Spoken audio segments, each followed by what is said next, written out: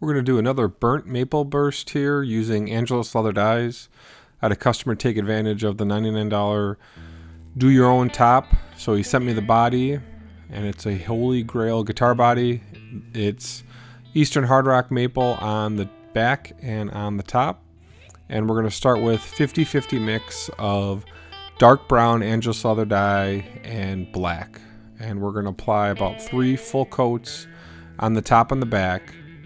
Get this nice and stained in, get it to penetrate real deep, and then we'll come back with some 320, and we're going to sand off here in the middle and a little bit up the sides. Customer wanted a thin sort of brown red on the sides, and I started off using just the brown here, and I am sort of just going along the lip. And as we worked back and forth on the coloring, we decided to extend the coloring out, coming through a little bit more than what we were showing here originally.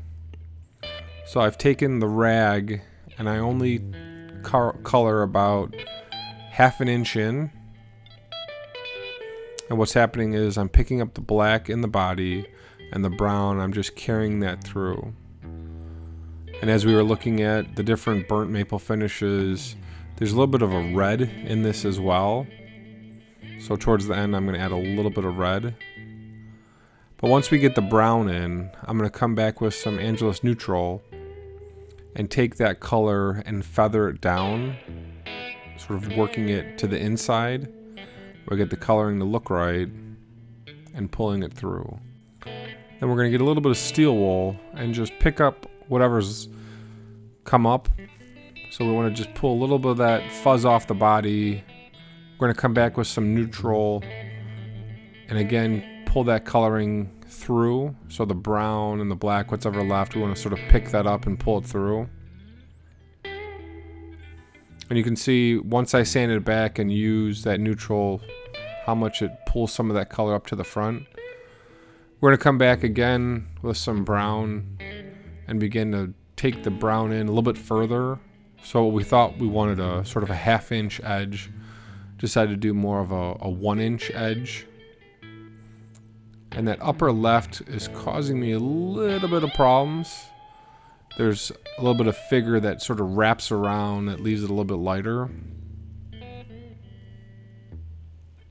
So we'll do the same thing on the back side as well. Come back with some neutral and some brown and pull that through. So what's really nice about the neutral and sanding it back this way is that I can use the coloring that's in the wood and sort of pull that out. One of the problems though with doing that is you're going to oversaturate the wood with the thinner and you're going to start to get a little bit of blotchiness here and there. So you got to be careful with adding too much color and adding too much thinner.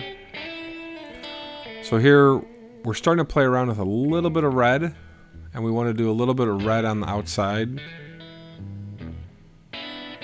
And you can see I'm just feathering that through and dragging it about a half-inch in. And I'll come back with the thinner, or the neutral, and sort of pull that back. Do the same thing to the back side here, as we'll take the red and run it about a half-inch in. Feather it sort of back and forth in that slow motion. And then come back with the neutral and get it to fade in a little bit better.